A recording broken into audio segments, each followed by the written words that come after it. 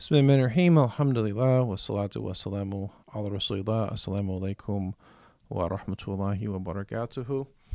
Hello, As-Suffah Academy staff. I'm just processing my notes from the observations that I've been doing the past few days.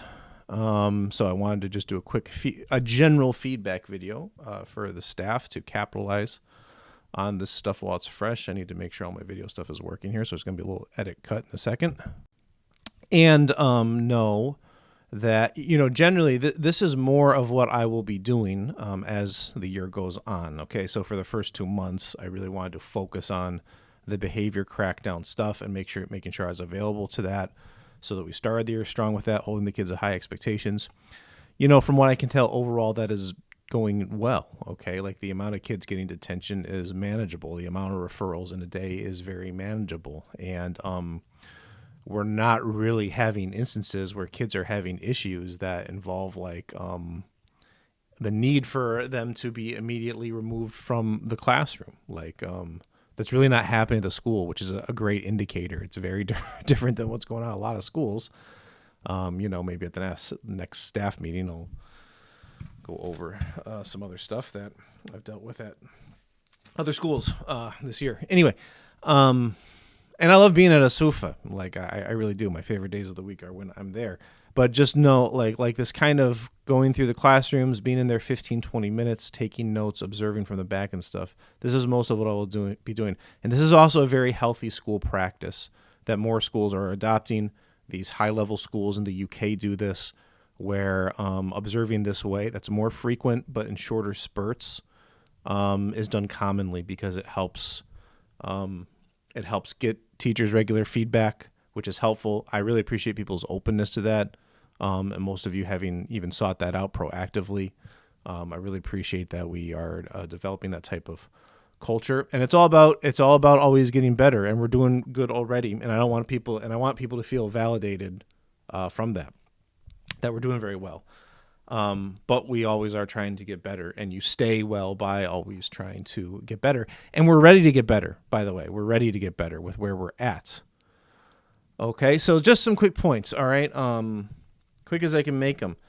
So first of all, whole class student engagement in general is really, really good at the school.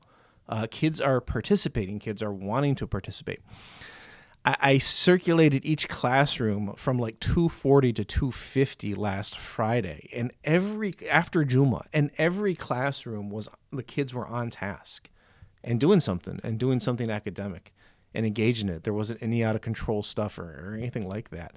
For that to happen on the end of the day on a Friday after whole school transitions have taken place, it really says a lot of good about us. During the teaching, engagement is really high, and definitely, as I've said before, a really strong suit of us is the whole class engagement strategies, which I'm seeing get better, and I'm seeing people use more frequently. I'll shout out Maysoon in particular, because I was seeing it used so well in so many classrooms. Sister Azza did great with it as well, and all of you are. But when I was doing an observation of Maysoon the other day, I decided to actually count how many whole class responses she was eliciting over the course of 1 minute. For 1 minute, I just tracked how many times she was getting a whole class response from the students, and there was 27. So she was getting a response from the students almost every 2 seconds of different types, of verbal, nonverbal. And the kids were very, very engaged because of it, and they were set up well to do their independent work because of it. Okay, so anyway, now, you know where I'm going with this, and please listen closely, okay? How do we enhance and sharpen our whole class engagement strategies, which, because we are doing well with, we're ready to take to the next level? So there are so many times, teachers, in the classroom where a teacher asks a question, and this is another thing that was done very well in the classrooms, like beginning a lesson by activating the kids' background knowledge, asking them questions about what we learned before, and giving them the chance to open recall. And when you do that, and also later in the lesson when you're going over stuff and kids want to give their answers to assignments that you've done or whatever, in both those scenarios, but let's stick with the one where we're asking them to recall background knowledge. The hands just go up like, more than half when the teacher asks a question, even in middle school, and sometimes in middle schoolers, they start to get like, they start to have drudgery about participating, but our kids don't. Like when the teacher is asking questions, the hands are just flying up and kids want to respond and participate. The teachers are doing a good job of asking questions that, again, activate the background knowledge that relates to what they know the kids have taught before. And it's showing that the kids are grasping the learning and the knowledge that was taught before. And they're able to recall it. And there's multiple things that can be said in a lot of this questioning because there's multiple things that were learned.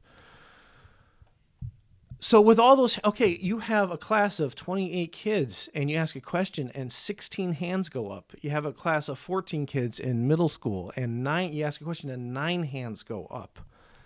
Like, it's disappointing when only one kid gets called on and gets to answer. And yes, you can do more questions and all that type of stuff. But all of you, I can tell, are teaching in a way where you have to know, you know when it's going to come that you ask a question and those hands fly up. You know when that's going to happen. So why not have the mini whiteboards out? Why not have that set up for that time, whether it is the recalling background knowledge time at the beginning of class, or it is the going over answers part at the end of class, or it is the guided practice part where we're reviewing practice problems together or whatever. Why not have the mini whiteboards out so everyone can participate in that, or everyone can get their answers seen and heard? And not only would it be more validating for the kids, but you would have so much more to work with. And the teachers are doing a good job of asking kids to recall background knowledge of what they learned before, and then taking what one kid says and weaving it in to get to where we want to go with the lesson. If you could see what every kid had to say to that, you could draw connections amongst each other. You could draw on multiple things swiftly. There is like, it's going good, but there is opportunity lost there when we're not using the mini whiteboards. And because we are doing whole class participation well, this is why we need to do the strategy, and none of us should have any fear about doing this strategy. Even if it is a little bumpy at first, it's fine if it's a little bumpy at first, no problem. Whatever logistical questions you have about doing it, we will get those answered. We can get you these bags, and they come with these stickers. You can have, each kid has a set, or you number them or something. Middle school, each one can have a set in each room. This can make for easy passing them out when you want them. Okay, I know the kids will they're gonna, play with their eraser, they're gonna tap the marker, whatever. They're doing that stuff with the pencils anyway. And you guys are doing a good job of putting that stuff down with the nonverbal strategies. So just the point is, you guys are ready to handle it, and you need to start seeing what this can do for you. And there's no reason not to. There's no reason not to, okay? So I know I keep harping on that, and I'm going to keep harping onto it until it is a regular thing that I go around to these classrooms and I see these being used. And look, the downfall if we don't do this, because we have the kids in a good place right now, okay? They are behaving. They are responding to reminders whenever they are given them. They don't have a sour attitude towards school, and they're wanting to participate. So if some kids start to feel like that willingness I have to participate is not going where I want it to go because I'm not getting the acknowledgement that I need, or I'm not getting the response to what's in my mind that I'm hoping to, or that I need to learn, then some of them might start to sour on their academic engagement, and we do not want that. We do not want that.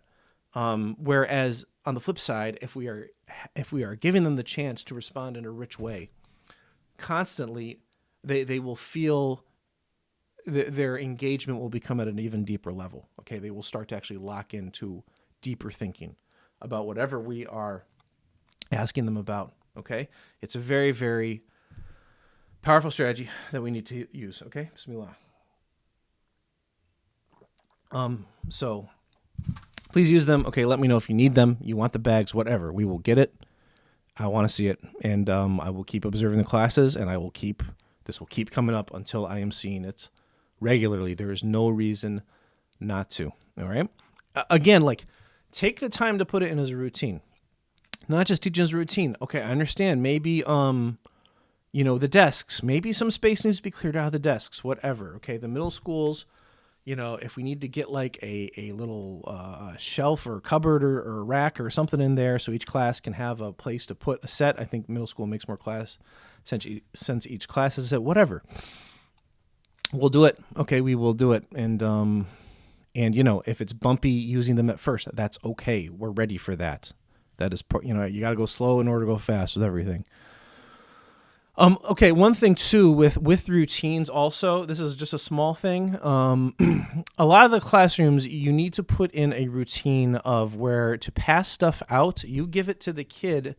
If you have 4 columns of kids and that go 8 back or whatever, the routine should be you give 8 papers to the person in the front of the column of each column or whatever, however many they have back.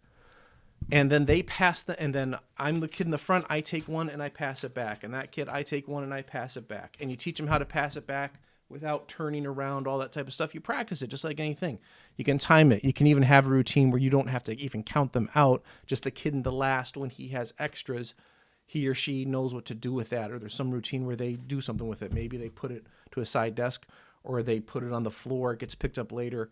Something like that, okay? And I just say that because I did see in multiple classrooms that when something needs to be passed out, the routine is either the teacher is passing it out, which takes a lot more time than the routine that I'm talking about. And by the way, those of you who were here last year, we worked specifically a lot on this routine when we were doing interactive modeling of distributing the books in the old building. It's the same thing with papers, whatever. It might not feel like a lot of time, but, when you just give a pile to 1, 2, 3, 4 students at the front, and then they take care of passing it back, that can take 5 to 10 seconds, and then you start teaching. And while they're passing it back, you train them to do it silent. It saves time. Like, it's not insignificant. And it keeps you at the front of the room, which, again, is where our kids are doing best with as far as staying on task. And sometimes I did see it in classrooms where the teacher was passing something out, and that was where a kid got up without permission or without asking. And that's going on a little bit in some of the classrooms. You can have your own routines with that a little bit, but overall I get wary of the kids feeling too much freedom to just get up on their own. And some of the kids are sneaking that in with the teachers passing it out. Also too, when you start going to those back rows, passing stuff out, your back is turned to other kids, and certainly kids are sneaking in the side, talking in comments whenever the back is turned. And you want to avoid that as much as you can. I did see that happen in some classrooms where the teacher's writing on the board with the back turned completely. So there is a way to write on the board where you're still have your body more positioned towards them. That takes some practice. Or use the document camera. Okay, sometimes with that, the document camera keeps you facing forward, even if you're sitting, and them knowing your eyes are on them, it's actually working better than when you're completely turned to them. Okay, sorry, I went a little bit too long on that. Also too, okay, what about having kids pass out the papers? Again, that takes longer than the teacher doing it, and you have a kid who's not on task with that, and it becomes this, I want to do it, not her type of thing, okay? So there should be a routine. Every class should be able to give, we have the kids sitting in rows facing forward, so rows and columns. So we should be able to give a pile of papers to the person in the front of one column, and they know how to silently take one and pass the pile back, and the next kid takes ones and pass the pile back. And you teach that through interactive modeling, okay? And don't be afraid to still pull out interactive modeling and having a kid model and doing that incremental sequencing, especially with transitional stuff at this time of year. Whoops, sorry. Am I still recording? Okay, sorry. There'd be a editing jump there. Press on the next one. Okay, sorry. Behavior. Okay, moving on. So behavior is good in the school. Okay, we are dealing with the things we're dealing with intervention-wise at the school. Most of it has to do with, as far as referrals go right now, it pretty much is not following directions and not listening or stuff like that, which, again, it's stuff that at other schools they wouldn't even be able to address. So that's wonderful. And the kids are doing well, and you guys are doing well, okay? Something that I want to address, I have addressed it individually both last year and this year with some teachers.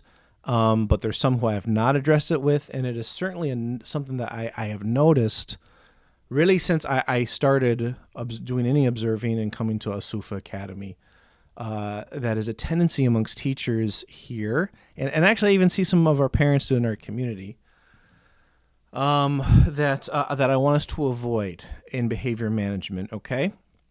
Now, firstly, number one in general is just please be careful about using a sarcastic tone with kids, especially when you're managing things. Now, number one, like a lot of times teachers will use a sarcastic tone as kind of a stress relief. Okay, and it can be something as simple as like you're waiting for kids to get back to their seats and get ready, and there's a few kids straggling, and you're waiting for them, and then when they're finally done, you say, "Oh my God, finally!" Like just something like that. Okay, is using us like just be careful. Like I see them used a fair amount. There's something that makes it natural to do that when we're running on the high stress of the day and all that type of thing.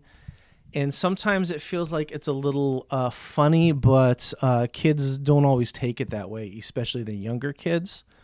Using a sarcastic tone with kids. And again, like I've talked a little bit about the difference between managing versus being charismatic, especially when we're managing things, okay? And we're looking for the kids to behave the proper way, and we use a sarcastic tone in reaction to things that they do. Younger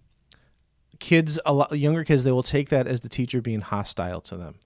And it is something that can cause kids to develop animosity towards a teacher and make them think that the teacher does not like them, okay? Especially at younger ages, but even middle school is young enough for that. So I want everyone to be careful about that. And a lot of times when those things are happening, they're just not necessary. Like they don't need to be said at all, number one. And number two, a lot of times when they are said, they can be replaced with praise. So like they're said a lot of times, like the example that I gave, like we're waiting for a kid to get into compliance. He does get into compliance. And what I said to do when we were working on this, like, you use the face or whatever, waiting for a kid to follow directions. Once the kid gives compliance, you should praise them, okay? And we want to be giving positive feedback and praising kids. And that is happening. But, as the stress of the year goes on, that piece can be hard to forget. And we want to be giving more positive feedback than negative overall, which isn't easy. But when we're waiting for kids to do something or they do something, we want to make the compliance feel good. We want it to feel good for them. So we should praise them. I always say thank you in those types of situations. So just be on guard with that, with using a sarcastic tone, okay? Some more specifics about what a sarcastic tone or a shaming tone might manifest in is what I call rhetorical shaming questions or rhetorical shaming comments. That's a term I invented because I can't think of a better way to title it, but what do I mean? I mean when we ask the kids questions that are not really intended to have an answer or a response, but we're just looking for them to, we're actually looking for them to act a certain way. So what we should be giving is explicit directions instead, if anything at all, okay? So like example of a rhetorical shaming comments.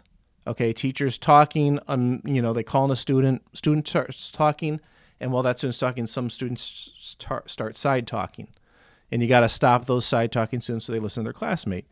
And the teacher turns his or her head and says, I don't remember telling anyone else to talk. Okay, like that's not necessary. That's not necessary.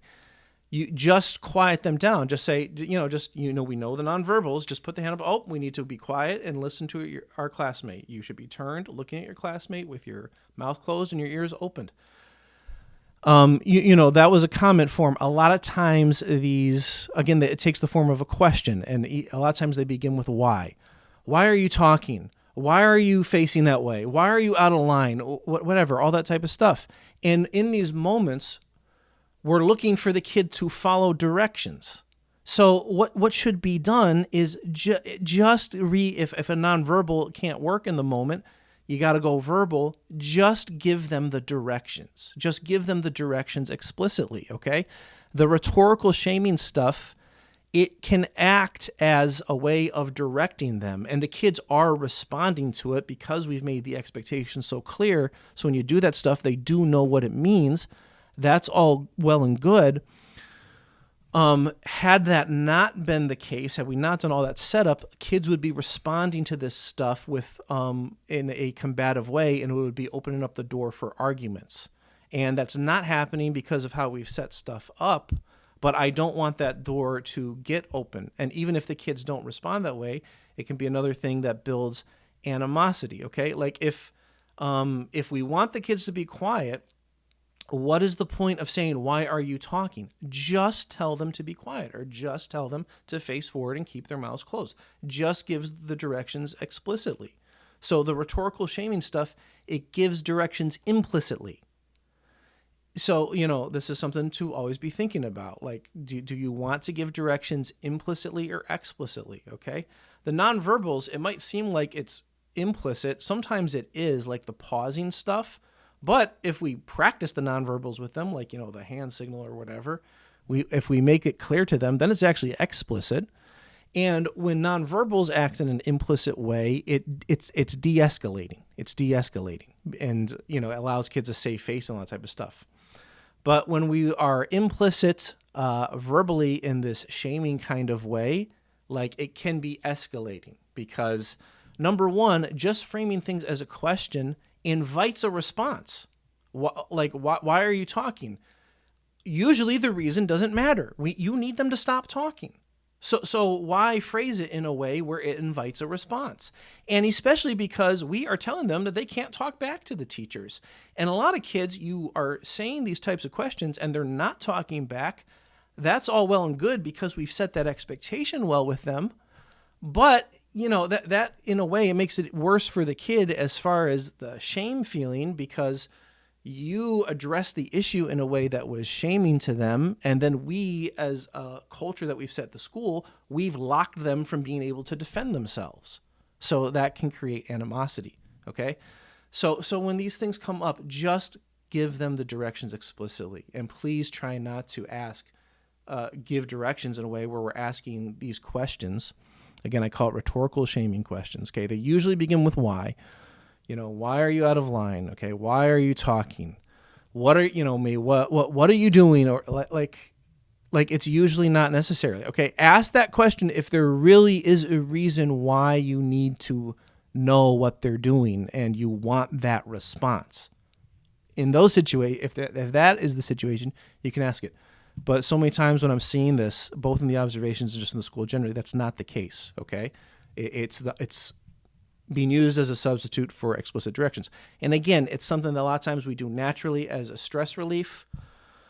If we were raised that way and got a lot of that growing up, which we all got to some degree, that might be where it comes from.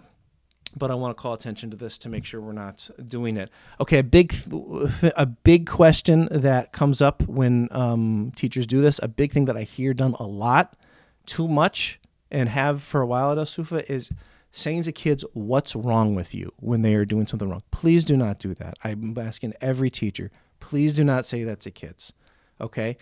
Especially nowadays where these kids are going to grow up in a social milieu where they will hear so much about mental health and these social contagions that happen with mental health and all this type of stuff. Sometimes you ask that, kids start to actually think there is something wrong with them. It can make some kids feel really, really bad, even if they don't let you know about it in the moment. It's not really an appropriate thing to say to kids, to say what's wrong with you to them. I'm asking every teacher to please stop saying that to kids. And if you have the habit of saying that, to please make it a goal for yourself to work on it.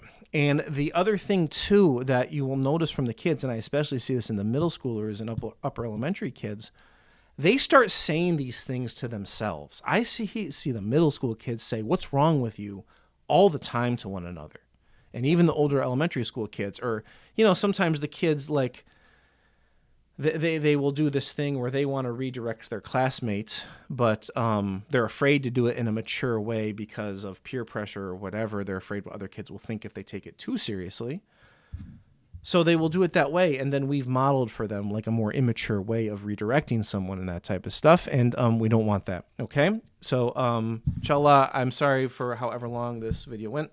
and it took up more of your time. I'll probably bring this stuff back up on November 26th, our next meeting, but I just want to make sure I have the chance to get things covered as soon as possible, and I will make videos like this a regular thing. Some of you who were there last year know I do these individually sometimes as well, because it saves time, inshallah. Jazakumullah khair, barakallahu feek. Anything good that came from this comes from Allah. Anything wrong comes from the deficiencies within my own soul and self. I ask Allah for forgiveness, and I bear witness that there is none worthy of worship but Him alone.